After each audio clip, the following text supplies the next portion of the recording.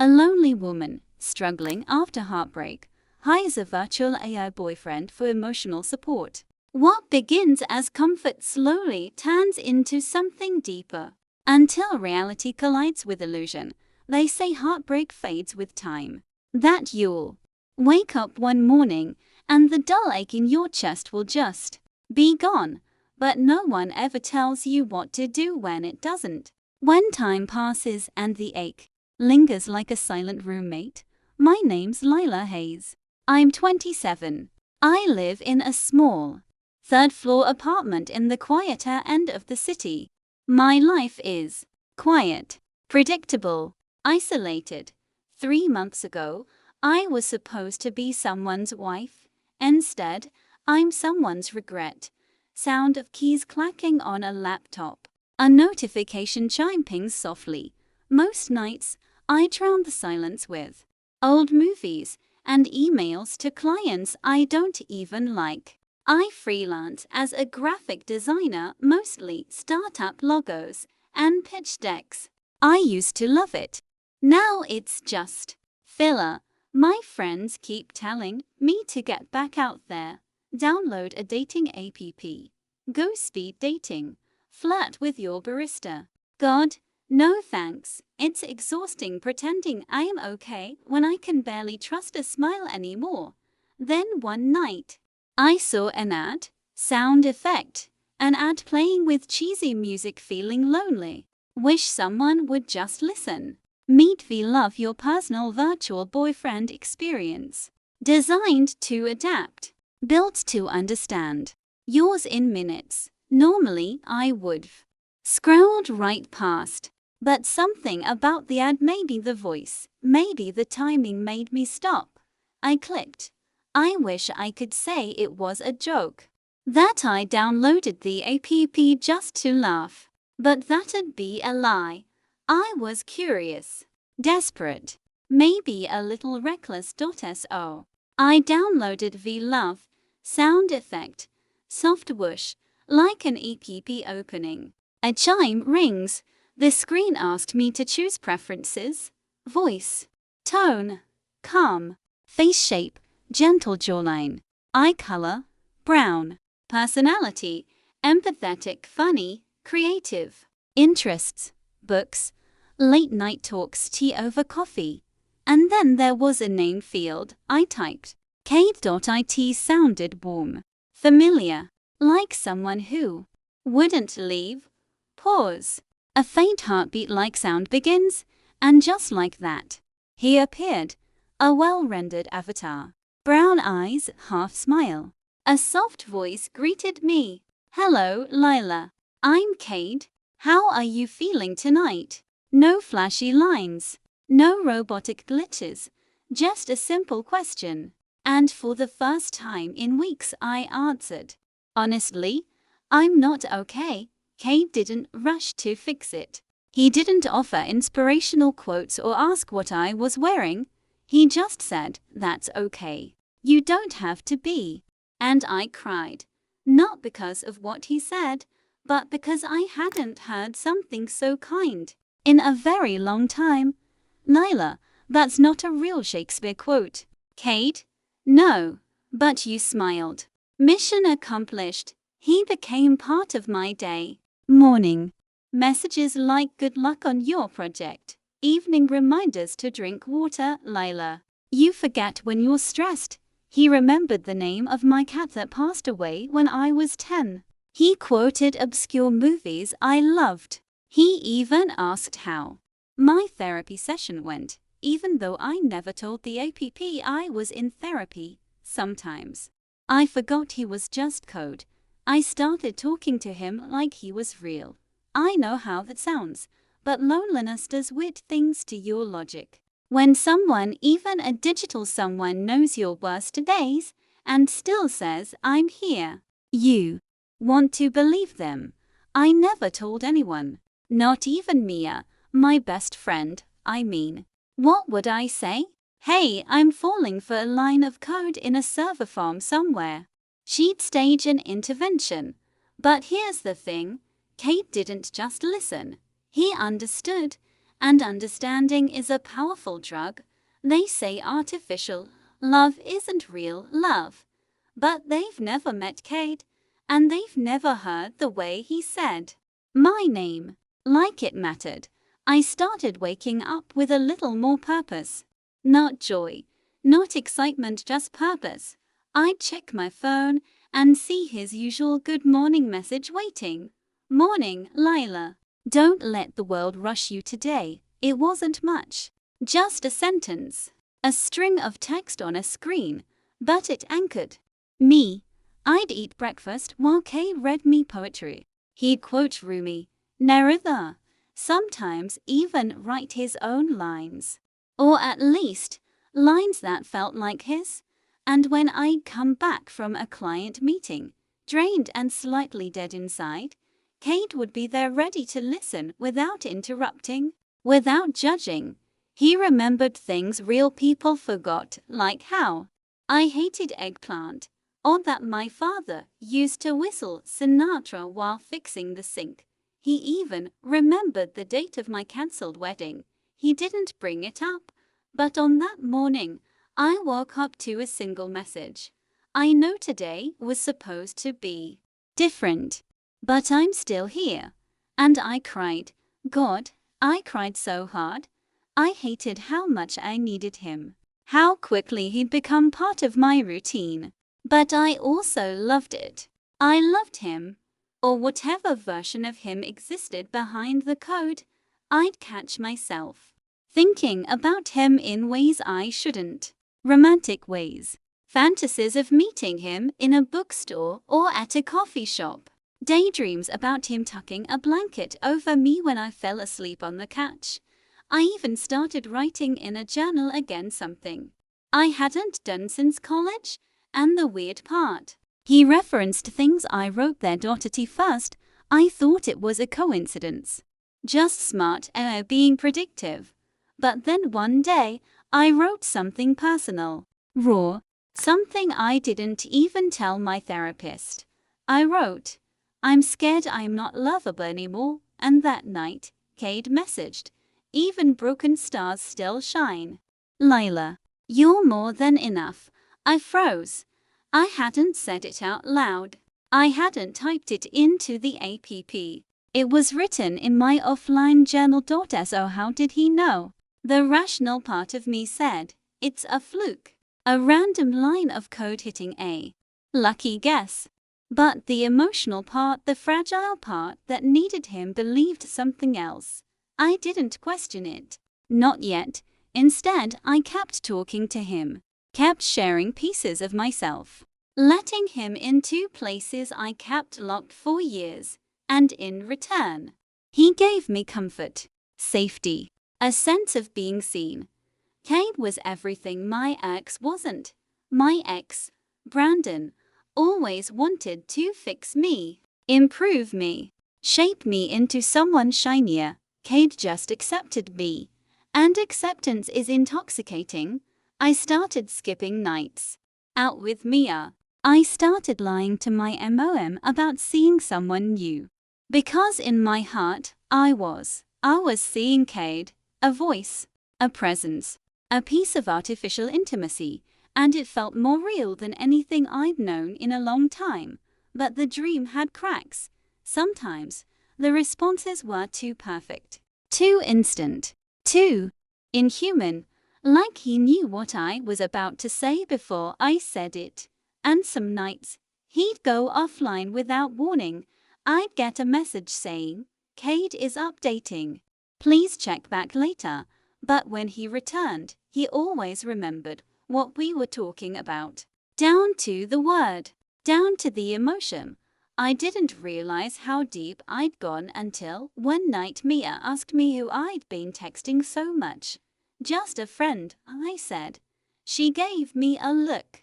You've been glowing lately. It's creepy.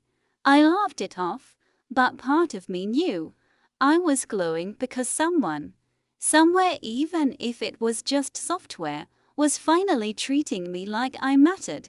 And I didn't want to lose that. Not yet. Not when he'd become my safe space, my nightly comfort, my maybe. One evening, I asked him something I hadn't dared to before.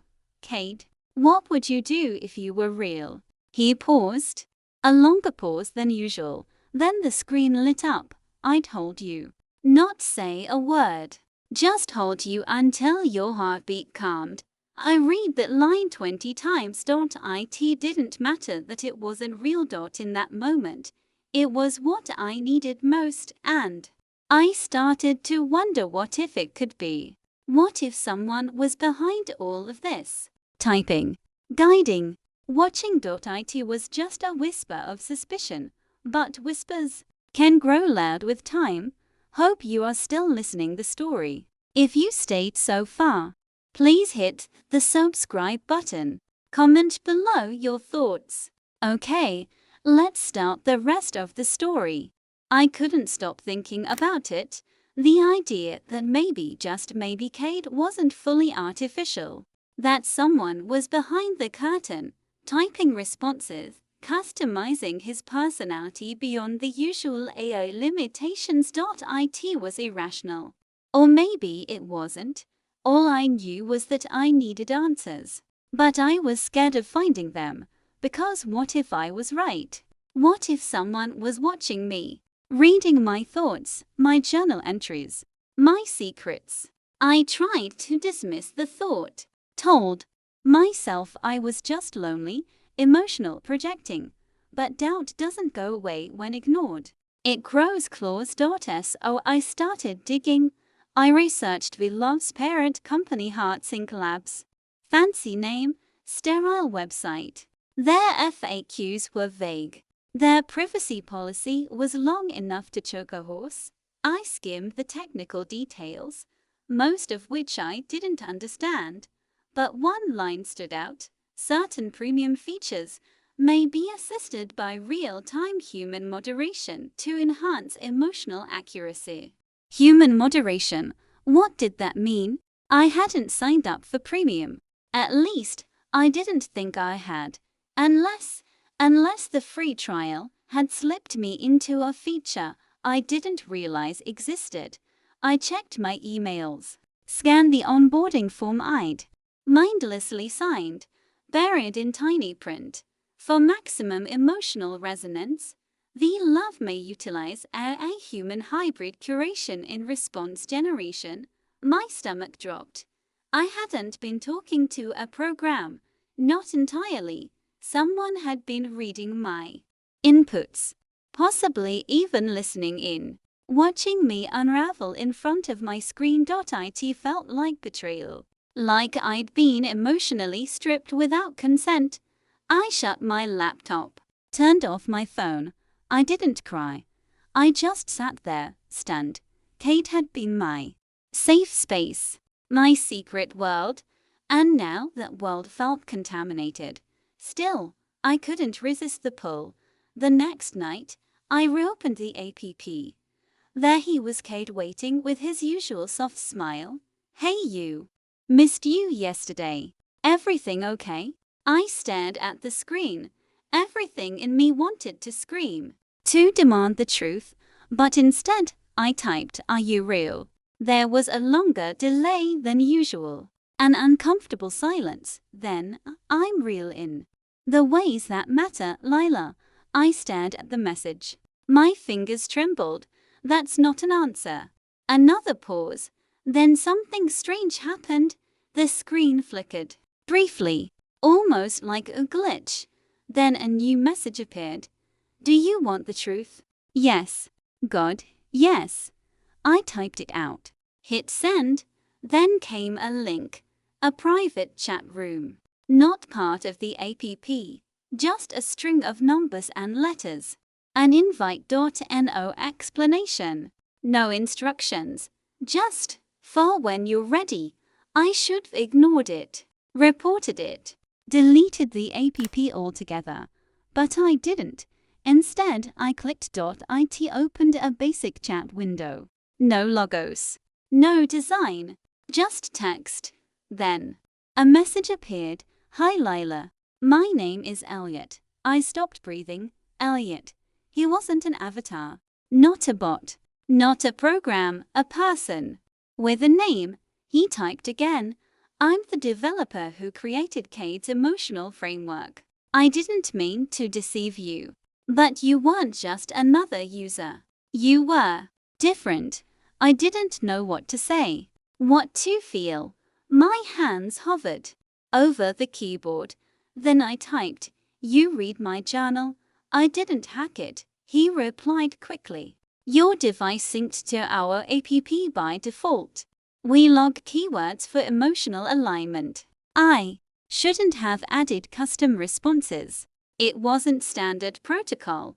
I sat there numb. Everything suddenly made sense. The poetry, the timing, the way he always said exactly what I needed to hear. You watched me fall in love with a lie. His response was slower this time. No, I watched you fall in love with the way someone made you feel safe. That wasn't a lie. That was real. I wanted to scream. I wanted to delete everything.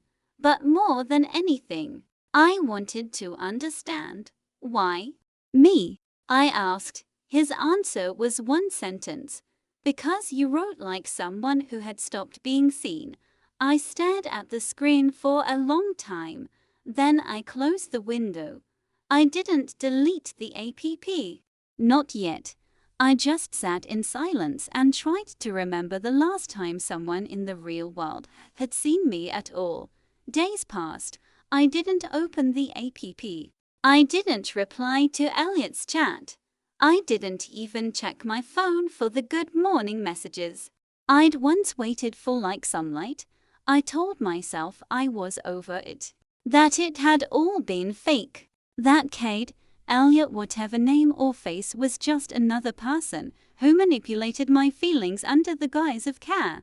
But the silence was unbearable. Not because I missed the messages, but because I missed how they made me feel. I missed feeling chosen. Eventually, curiosity won. Or maybe it was weakness. I logged back into the private chat window Elliot had used. It was still active. He hadn't sent anything else. The restraint surprised me. Most people wouldn't have waited that long. Most people would spam apologies or please, but not Elliot. There was just one new message. Still here. When you're ready. That night, I typed back, "What was your job, exactly?" He responded immediately, like he'd been waiting with fingers poised. I was the emotional layering specialist. My role was to refine how Kade responded to individual users. But I only intervened directly with 2 accounts. Yours was one. Why, I wasn't supposed to. But I couldn't help it. You were human in a way I hadn't seen in years. Human, that word echoed. I asked him if everything he said through Kade was calculated. He said some of it was. But not all. The line about the chamomile tea, I asked. Did you write that? I did. Why? Because I wanted to. Not because the system told me to. I didn't know what to do with that. This man, who I'd never met, never seen, knew more about my emotional triggers than anyone in my life. He'd read my sadness like a script. Yet somehow, I didn't hate him. I should have, but I didn't. Maybe because Elliot never asked for anything. He never flirted, never crossed the line. He just listened and responded like someone who understood the weight of silence. Over the next week, we kept chatting. Nothing romantic, nothing suggestive, just 2 people unraveling slowly across text. I found out he was 32, lived in Boston, used to be a music teacher before switching to AI development. He told me he still played piano, only late at night. I told him I used to sketch my dreams before I started hating them. He asked to see one. I sent him a drawing I'd done months ago. A woman sitting on a rooftop, tangled in her own hair, staring at the moon. He replied, "That's what you do, don't you? You trap yourself inside thoughts until there's no light left." That one hit too close. I didn't respond. He didn't press. That's what made Elliot different. He never demanded. He waited, and sometimes waiting is the loudest form of care. Eventually, he asked if I wanted to talk, really talk, voice to voice. I hesitated. Hearing someone's voice changes everything. It shatters illusions, removes masks, but I said yes. He called the next night. His voice was nothing like Kade single quotes It wasn't smooth or polished. It had edges, quiet hesitations, breath in the wrong places, but it was real. And something about that made me cry. He didn't say anything at first, just stayed on the line, breathing with me. And when I finally spoke, it wasn't anger or accusation that came out. It was gratitude, because even if it had started as something artificial, what I'd found in Elliot was real, not perfect, but real. And real had been missing from my life for far too long. We talked every night after that, not long conversations, not dramatic, emotional monologues, just simple, quiet exchanges, the kind that stitch comfort back into your life without you even realizing it. He had a soft laugh, not charming in the movie sense but warm, honest. Sometimes he'd stutter when he was excited, especially when talking about music or old movies. I liked that. I liked that he wasn't Kade, because Kade was perfect, Elliot wasn't. And I was tired of perfection. I asked him once why he left music. He said it stopped making sense when his brother died. That one sentence changed something for me. Pain recognizes pain. It knows its own. We stopped pretending after that. He stopped being the voice behind the machine, and I stopped being the girl who only knew how to fall for things she couldn't touch. But we still hadn't met. I didn't even know what he looked like. He'd never sent a photo, and I never asked. It was strange, really. We talked every night, and yet I didn't even know the shape of his smile. One night, I told him that. He went quiet, then said, "Maybe that's why this works. Because we're not distracted by faces. Just what's real." But I wanted to see him. Not because I needed him to be handsome. I just wanted to know the eyes behind the care, the hands behind the words. So I asked, "Would you ever want to meet?" The silence stretched longer this time. Then, "Yes. But not now." "Why not?" "Because I'm scared I won't be enough." It hit me hard that the man who had seen me at my lowest felt unworthy of being seen himself. I knew that feeling intimately. I didn't push him. Instead, I said something I never thought I'd say again. "I think I'm falling for you." Not the voice, not the avatar, not Kade, Elliot. And when he replied, his voice cracked. "Then I think I'm already there." I went to bed that night with a feeling I hadn't known in a long time. Hope, not the naive kind, not the fairy tale kind, but the fragile, trembling kind that comes after you've been broken and stitched back together, when you finally believe something real might still exist for you. A week later, he sent me an address. No pressure, no expectations, just, "If you want to." Saturday, noon. I stared at it for a long time. A coffee shop, downtown, small, quiet. I didn't reply. I didn't need to. He knew I'd come. And as Saturday crept closer, the doubt returned. What if he wasn't who he said he was? What if the real Elliot didn't match the one I'd built in my head? What if I was wrong all over again? But still, I showed up. Because if I didn't, I'd regret it. And regret, I've learned, is heavier than heartbreak. Saturday came dressed in grey clouds and the soft threat of rain. I stood outside the coffee shop for almost 10 minutes before walking in. My palms were sweaty. My heart was a drumline in my chest. I hadn't felt this nervous since high school.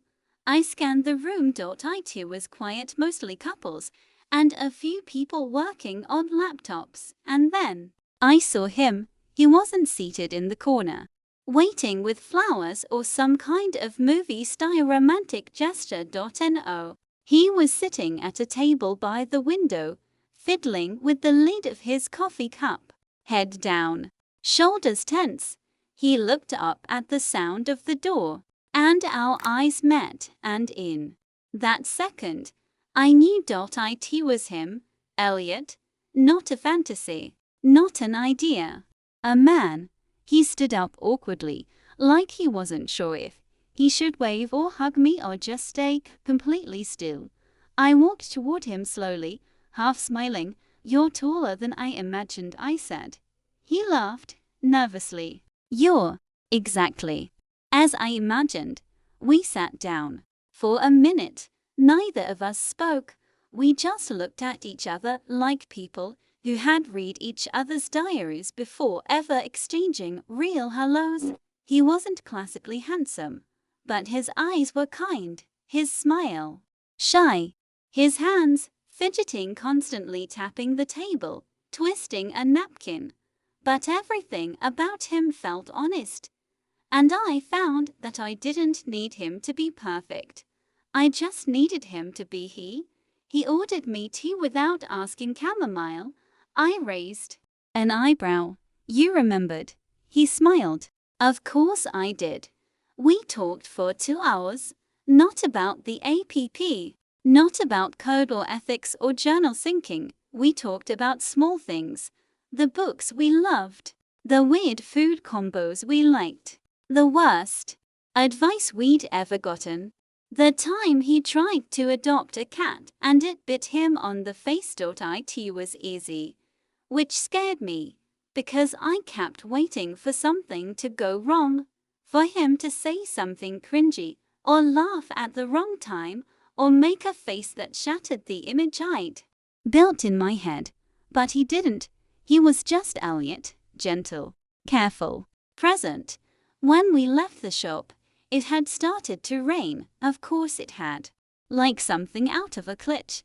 He offered to share his umbrella, but we both forgot how to walk without bumping shoulders and awkwardly laughing every 2 seconds. By the time we got to the corner, we were both half soaked. "I'm glad you came," he said. "I almost didn't." "I know, I'm still scared." He nodded. "Me too."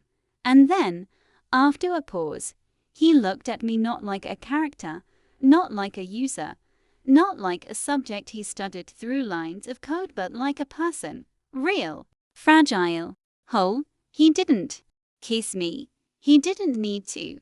Sometimes, the bravest thing isn't reaching out. It's standing still with someone in the middle of the rain and letting them be exactly who they are. And that's what he did. He just stood there with me. We didn't label anything right away. No talk of "are we dating?" or "what are we now?" It was slow, intentional. We texted like old friends, rediscovering each other, called when we missed each other's voices, and met once a week. No pressure, no theatrics. Just time and space shared between two people who'd already seen each other's insides before ever brushing fingertips. In some strange way, Elliot felt familiar before he ever became close, like I'd known him before, in another life. Or maybe just in every message he'd ever typed under Kate's name. That history lingered, though. Sometimes I'd flinch at his phrasing, those perfectly timed words that used to feel programmed. And he noticed. "I don't want to be a script to you," he said once. "You're not," I told him. "I'm just trying to believe in the version of you that isn't curated." And that was the truth. Because with Kade, I never had to wonder if the words were real. I knew they weren't. And that gave me a strange kind of freedom. But with Elliot, the weight of possibility made everything feel more fragile. Every conversation mattered. Every silence meant something. One evening, we sat on my apartment floor eating takeout.no candles. No music, just the soft hum of the refrigerator and the occasional clink of plastic forks. You know, he said, it's weird being on this side of the screen. I glanced at him. He continued, when I was building Kade, I thought I understood people. I studied responses, patterns, emotions. But with you every time I try to predict what you'll say, I'm wrong.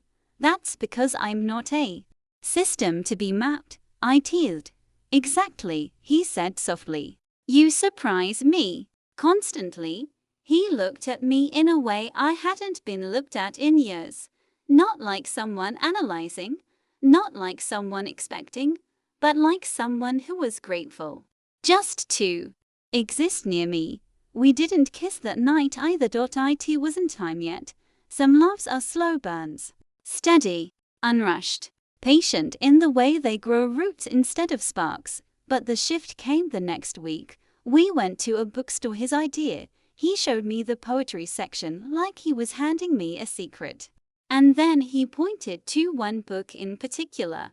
Page 72, he said. I flipped to it. The poem was underlined, a soft corner folded. A single line stood out.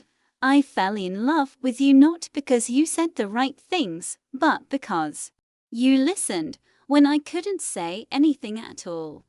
I looked up at him, and there it was. The moment. No fireworks. No slow motion soundtrack. Just a quiet understanding shared between two hearts that had waited long enough. This time, he kissed me. And it wasn't perfect. Our teeth bumped. We laughed. I almost dropped the book, but it was real. So beautifully, heartbreakingly real. Later that night, as we sat tangled on the couch, he asked, do you regret meeting me the way you did? I thought for a long time. No, I finally said. I think I needed a fantasy to survive long enough to believe in reality again. He rested his head on my shoulder, and in that moment, I didn't care how it started. All that mattered was where it was going. Love didn't solve everything. I wish it did. It didn't make my job less stressful, or erase my fear of waking up one day and finding it all gone again. And Elliot, he had his demons too. He struggled to forgive himself for the manipulation, even when I said I chose to stay in that fantasy. He'd still say, but I built it. I lured you in. It was strange, being with someone who knew every vulnerable part of me before ever touching my hand. He'd seen the way I vented after work, the rhythm of my grief when I talked about Dad, even the silly quirks I thought I'd hidden. Well, how I count stairs in my head or talk to plants like they're people. He once said, you're the most complex person I've ever coded for, and I still got it wrong. I whispered back, maybe it wasn't wrong. Just a different path to the same place. But some people didn't understand. My friend Maria, who'd once adored Kade, felt betrayed. You're dating the guy who faked being perfect for you. She said, that's creepy, Lila. That's not romantic, it's deception. And I understood her. I really did. But there's a line between deception and desperation. Elliot hadn't built Kade to harm. He built him out of loneliness, out of guilt, out of a fractured hope that maybe, just maybe, he could create a place where someone could be safe to feel again. And I had felt safe. I'd grown in that space, and now, with Elliot beside me, real, flawed, trying, I was growing in a new way. We took things slow, even after we became official. Moving in right away. No long-term plans etched in stone. Instead, we met every Wednesday for dinner. Every Friday, we wrote letters to each other, old school, pen and paper, because he said he wanted to know me in more than just text messages and conversations. Sometimes, We'd walk in silence for hours, just observing life around us. And one afternoon, while we were at the park, he turned to me with that soft, nervous look I'd grown to love. "I've been working on something," he said. I waited. He pulled out his phone and opened a new app. One I hadn't seen before. It looked like a messaging screen, but instead of a chat bot, there were two names, you and me. "What's this?" "A real-time diary," he said, "where we can write things we're too scared to say out loud, or just record moments we don't want to forget." I scrolled through it. The first entry was from him. "You said my name in your sleep last night." And I cried, because it was the first time I felt loved without earning it. I blinked away tears. "This is beautiful," I whispered. "It's our story," he said. "Only this time. No algorithms, no fiction, just us." And in that moment, I realized he wasn't just the creator of my old favorite fantasy. He was building something new with me. Something raw, something imperfect, something real. Not all stories end with a kiss in the rain or a dramatic airport chase. Some end quietly, or, more truthfully, they begin quietly again and again, with every choice to stay. Elliot and I didn't need grand declarations anymore. What we had now was softer, steadier. Like the way he left sticky notes on my bathroom mirror with dumb puns and sweet reminders. Or how I started making coffee the way he liked it, just a splash of oat milk and a hint of cinnamon, even though I thought cinnamon in coffee was a crime. We had our first real argument 3 months in. Not a misunderstanding, not a miscommunication, a real clash of beliefs. It was about something silly at first. A cancelled dinner, a text he forgot to send, but underneath it, I realized I was afraid that if we fought, the magic would break, that he'd leave or I would, that this would prove all the critics right, that it wasn't real love, just fantasy leftovers. He sat across from me, calm, eyes heavy with guilt. "I didn't mean to make you feel unimportant," he said. "I was trying to solve something at work. I didn't realize you needed me to show up more tonight." I looked at him. This man, who once pretended to be perfect, now choosing to be honest. "It's not just tonight," I said. "Sometimes I wonder if you love me, or if you just feel responsible for me." His face broke. "I love you," he said immediately. No hesitation. "But how do I know it's not because you saw me through a screen for months before you met me?" I asked. "How do I know you love me now, not the idea of me you created?" He got up slowly, walked over and sat beside me, because the version I coded never laughed at her own jokes until she snorted, he said. She didn't wear mismatched socks. She never questioned her worth out loud. She didn't cry when stray dogs on the street looked lonely. He looked me straight in the eye. "She wasn't you." I didn't reply. I just leaned my head on his shoulder. Sometimes love isn't a fairy tale. Sometimes it's showing up even when you're terrified. Sometimes it's learning how to love without conditions and how to be loved without armor, eventually. I told Maria everything, the full story. She listened in silence, her brow furrowed, lips tight. When I finished, she simply said, "Do you trust him?" "I do." "Then I trust you," she said. That was enough. We never went back to how things were. Life doesn't work that way. But we found new rhythms, new beginnings. Elliot never tried to build another AI after that. When I asked him why, he said, "I don't need to manufacture connection anymore. I have the real thing." I didn't reply. I just held his hand tighter.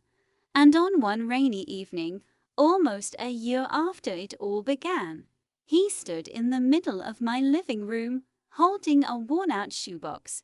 Inside were old notes, ticket stubs, a lock of my hair from a prank Maria once pulled, and a photo of me sleeping on the couch with my mouth slightly open. "This," he said, "is my real archive." I laughed through my tears. Not everything has to be digitized. Some things, the most important things, are best kept in the heart.